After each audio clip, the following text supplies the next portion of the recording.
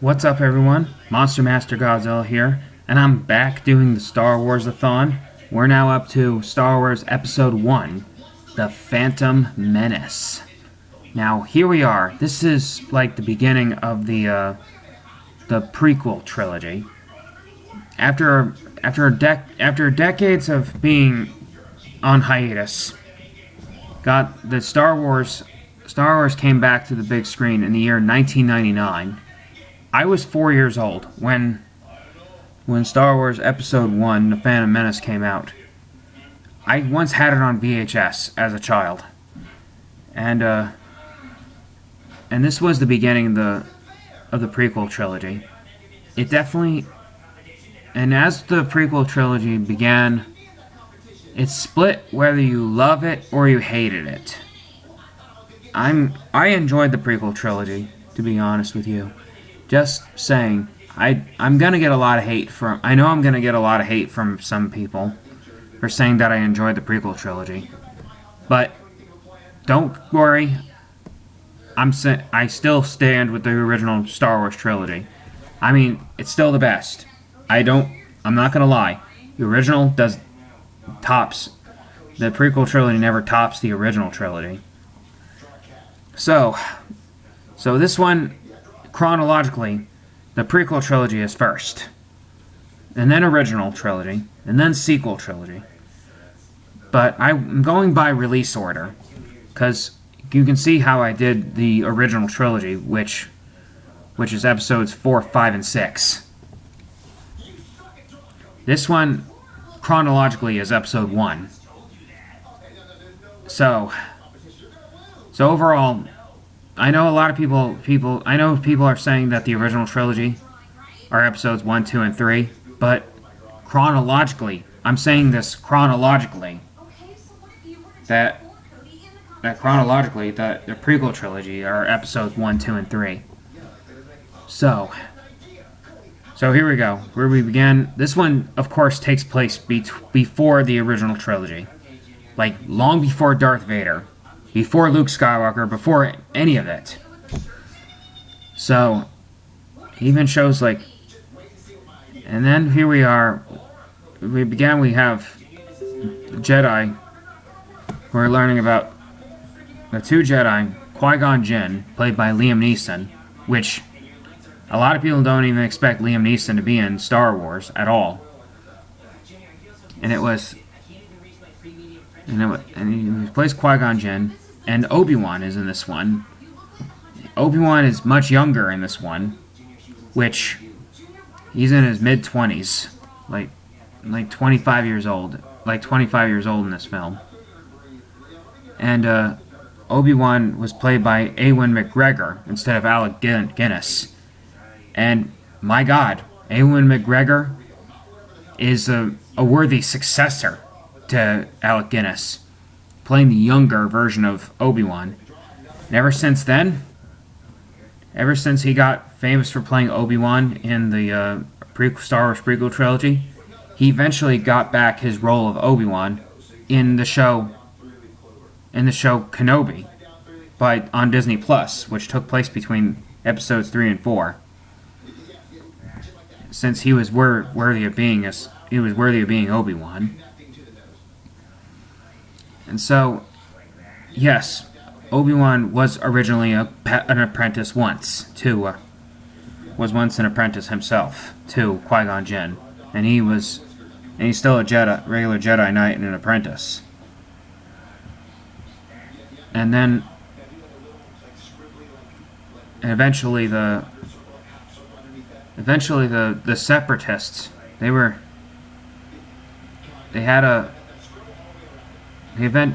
planning on making a weapon that would blast the whole entire people in tiny bits.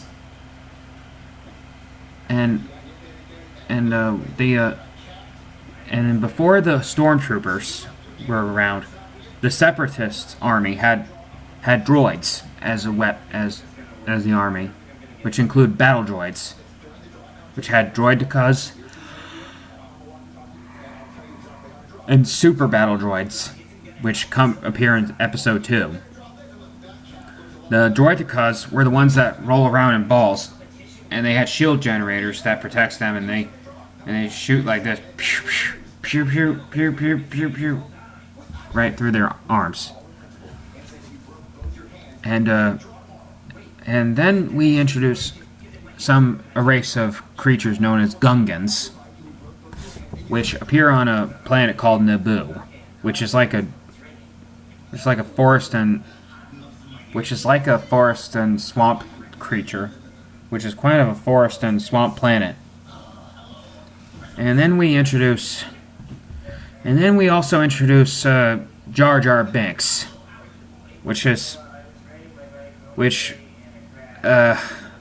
now we're just getting real started, folks.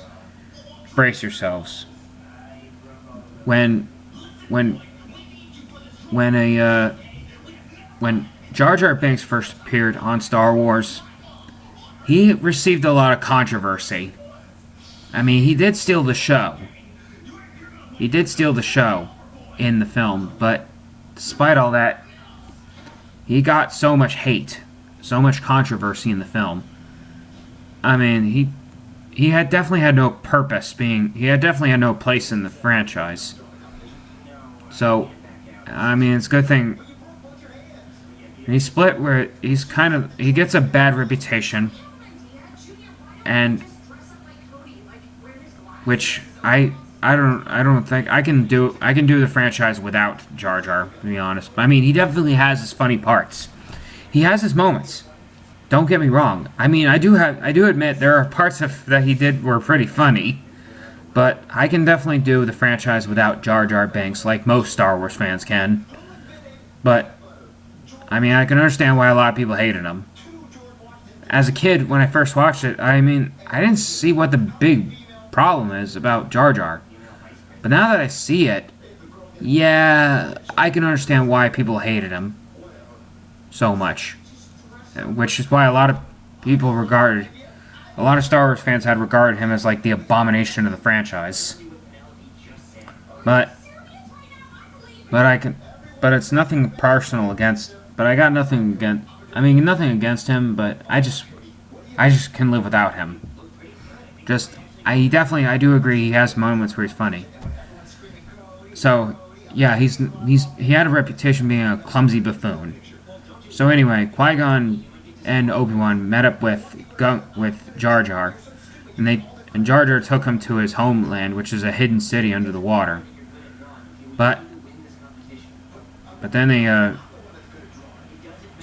up talking to the Gungan's boss named Boss Nass and talked to him about some negotiation.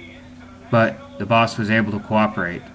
The boss had a funny moment Boss Nass had a funny moment where he goes like this, which the boss definitely has moments where he's all blubbery. He's big and fat too. So the Separatists were chasing after like Queen Amidala, and it turns out the Queen Amidala, who is like the leader of who is basically the prequel's equivalent to Princess Leia, but only before Princess Leia was born. And so both Qui-Gon and Obi-Wan rescue the people of Naboo, and they were on their way to Coruscant, which is the name of the planet that the Jedi Council had lived on. And also the Emperor is involved still. And also during the time, the Emperor, it turns out Darth Vader is not his first apprentice. It's not the Emperor's first apprentice, after all. It turns out before Darth Vader, his apprentice was Darth Maul.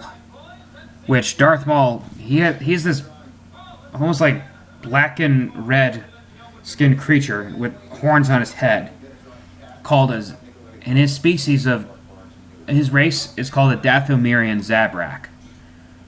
And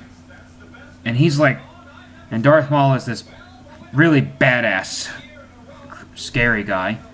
He doesn't even say much in the film. The actor is played by Ray Park, the actor that played Darth Maul in this film is named Ray Park, who you knew him as the guy who also played Toad in the X-Men movies, as well as Snake Eyes in G.I. Joe. And so, also after escaping the Separatists, they also introduced R2-D2, who repairs the ship. And while one of the servants of Queen Amidala was Padme, who helps clean up, and he interacts with Jar Jar, and she interacts with Jar Jar when she cleans up R2. And so as the ship was having power outage, they decided to stop at Tatooine, which is their only option they have. And they said, we don't go to Tatooine. The Hutts are gangsters. The Hutts are gangsters, which that means Jabba the Hutt. And Jabba the Hutt makes an appearance in Episode 1, The Phantom Menace. And so they stopped at Tatooine so they can go to a shop to get their more energy boosts to their ship, because their ship is damaged and they want to have to repair their ship, because their like engine is out.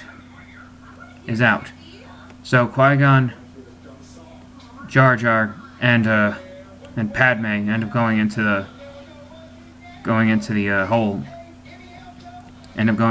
Tatooine, and they met up with this junk shop owner named Watto, who's this weird flying guy.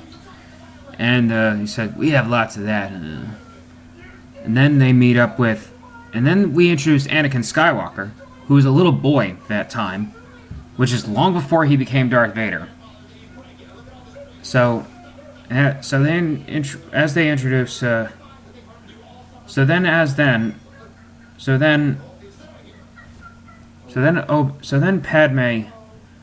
eventually Anakin ends up meeting Padme, and they interact. This is where the relationship began.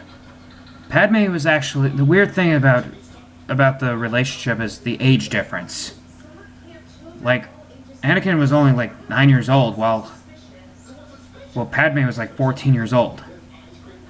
So they were like a couple of years apart. But I mean, just know that, folks, age really doesn't really matter when you fall in love. I mean, eventually they were starting out being great friends, and they were like building a relationship. They were building a relationship to each other, starting out being good friends. They were starting out being great friends in Episode 1. But you'll see that through the episodes 1 and 2, their relationship ends up building together. And also the Padme was played by Natalie Portman, who you remembered seeing her as Jane Foster in the Marvel Cinematic Universe movies in Thor. Yes, that's who. She was famous in this film before she was in the Marvel movies. She also was on Mars Attacks once, which is also one of my favorite movies. So, that's one of the best. She's had a lot of big roles in her career. And she definitely made quite a career during her time. So then Anakin, they're at home. We introduce Anakin's mother. And then after they introduce... And also Anakin's mother has... And it turns out Anakin doesn't have a father. Just a single mother. Saying there was no father. So then... And then it turns out we found out that C-3PO, how he came to be. It turns out he was being built by Anakin. Yes, that's right. Anakin actually built C-3PO. So technically, C-3PO is like Anakin's son. Technically, his son, to be exact. So when they introduced 3PO, you find out that 3PO makes his first appearance of how he was created, saying, "Come on, I'll show you 3PO." And it turns out he was not finished, because his parts are showing. And then he ends up meeting R2 for the first time. And they had phony moments like together, saying, "What? I'm naked? Oh, my parts are showing." And it was still by the same guy who also voices C-3PO, Anthony Daniels. So then turns out Anakin ends up being challenged by a rival named Sebulba, and having a pod race. And supposedly during the production, there was a deleted scene where Anakin gets into a fight with Greedo. Yes, that's right, Greedo, who appears only on Episode 4, of New Hope, who is one of the bounty hunters that Han Solo killed. And Greedo was a child then. So then there was a bet going on between Qui-Gon and Watto about saying it's either him or his mother. And it turns out during the race, Anakin had a big epic time. It was one of the biggest epic scenes in Star Wars Episode 1 was the pod race. And Sebulba was known to be a champion in the pod race. And so Anakin takes on the pod race, and he won the race. Episode 1, that scene in Episode 1 became so popular and so famous that they made a video game out of it. No joke. They actually made a Star Wars video game based on the pod race. And you get to play as Anakin and other racers involved. And you get to have races in other planets. And that's pretty much it for that one. And now, so as Anakin won, he ends up leaving Tatooine. And so as he was about to leave Tatooine, he says goodbye to his mom. And before that, he said to C-3PO that he's been a great pal. And he told him, "I'll make sure Mom doesn't sell you or anything." "Sell me?" he says. Oh my. And so, as he left his mom, he ends up Qui-Gon gets into a fight with Darth Maul, who is spying on the fugitives of Naboo. And so as they were getting to their ship, Anakin got into the ship, and then Qui-Gon gets into a fight with Darth Maul, and Qui-Gon eventually escapes. So then we see that in the ship. We see that Anakin ends up meeting Obi-Wan for the first time, and as when they were on boarding the ship, Anakin felt chills because he was so thin-blooded, living on Tatooine so much, which is a hot and humid planet. And then an old Padme decided with her great heart, she decided to help Anakin by warming him up from being all freezing cold being all thin-blooded and freezing in the ship. So that's when their relationship really starts growing and growing. It started off just being great friends and caring about one another. And so there was politics going on with Naboo and the whole thing about when they're in the Senate. And so they introduced the Jedi Council. And that's when we got to see Yoda in there. And we got Mace Windu, played by Samuel L. Jackson. I'm not joking. Nobody expected Samuel L. Jackson to be in the Star Wars Prequel Trilogy originally.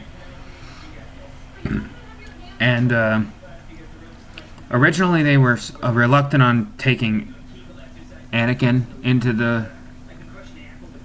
as their apprentice because he's too old, but they eventually brought him in. So then, so then Anakin forms some kind of relationship with, ends up talking to Yoda, and then Yoda asks him, "How fear you?" And then the biggest and most impactful line about the Force, and he says, "Fear is the path to the dark side. Fear leads to anger. Anger leads to hate. Hate leads to suffering." And that's the biggest part and the more foreshadowing moment for Anakin about him becoming the Sith Lord, known as Darth Vader. And so during the final confrontation, during the final battles, it turns out the Queen Amidala, played by Keira Knightley, was actually a decoy. Natalie Portman as Padme turned out to be the real Queen Amidala. And the fake Keira, and it turns out the fake Queen Amidala was actually Padme's stand-in as the Queen. So, also in the Senate, the Queen ends up having. Also in the Senate, one of the E.T.'s species appears as an Easter egg. I'm not joking. You get to see E.T.'s species as an Easter egg in Star Wars Episode 1, The Phantom Menace. And then, in the final scene, in the final battles, the Jar Jar ends up being made general of the Naboo army, which Jar Jar feels a little reluctant on that one because he feels pressured into being a general because he's so clumsy. Nothing but a clumsy buffoon. And so Anakin ends up staying behind, and he ends up taking on the Separatists' power supply for the droids. And as he destroyed the power generator for the droids, the droids all died, and then the Gungans won the battle against the droids. And Qui-Gon and Obi-Wan end up taking on Darth Maul. And it turns out Darth Maul, for the first time in Star Wars history, Darth Maul was revealed to have a double-bladed lightsaber. And Darth Maul doesn't have any lines, doesn't have much to say. The only time he actually said something was when he was talking to the Emperor about having their revenge. And then in the final scene he says, "Yes, my master." And as he revealed himself, he showed himself having a double-bladed lightsaber, which is so badass. And so then Obi-Wan and Qui-Gon ends up taking on Darth Maul. And Darth Maul ends up killing Qui-Gon. And after one blade of the lightsaber is taken out and broken. And so then Obi-Wan was all that's left to take on Darth Maul. So Darth Maul ends up taking on Obi-Wan. Obi-Wan almost fell, and then he ends up losing his blue lightsaber to Darth Maul. And then Obi-Wan figured out a strategy to take on Darth Maul. He ended it by grabbing his master's lightsaber, and he ends up slicing Darth Maul in half. And then Darth Maul falls to his death, which, in this point, we thought they really killed him off. Which we later find out that he actually survives later on in the Star Wars The Clone Wars TV series. In the Star Wars The Clone Wars TV series, we found out he actually survived the fall and the fact that his leg got sliced in half. So, and that's the end of the final battle. So then Obi-Wan took his vow to, so he kept his promise to Qui-Gon that he'll take care of Anakin and be his apprentice. So then, the Jedi Council, so Obi-Wan and Yoda discussed about being the apprentice. and which they made an agreement. And then they made a funeral for the Jedi Council. Then made a funeral by burning Qui-Gon's body, which is an honorable tradition to Jedi. So once Jedi die, they burn their bodies. So Obi-Wan talks to Anakin that one day that you will be my apprentice and stuff. And there they go. So then the Anakin became officially an apprentice to Obi-Wan. Then the final battle. Then at the very end, Naboo celebrated, and Padme was there during the celebration. And just when you thought it was the fake Queen Amidala, you see that she was smiling at Anakin, and you found out that's actually Padme the whole time. And so the galaxy is saved for now, and that's the end of that one. Would I recommend this movie? Yes, especially if you're a hardcore Star Wars fan or casual moviegoer. It's definitely fun to watch, whether you're a Star Wars fan or not. It's definitely a great thing to watch, but it doesn't top the Star Wars Prequel Trilogy. And that's all I have to say, folks. And as always, stay awesome, my Monster Masters and fellow Star Wars fans.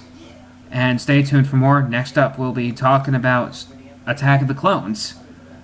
And that's all there is to it. And as always, stay awesome, my Monster Masters, and see ya!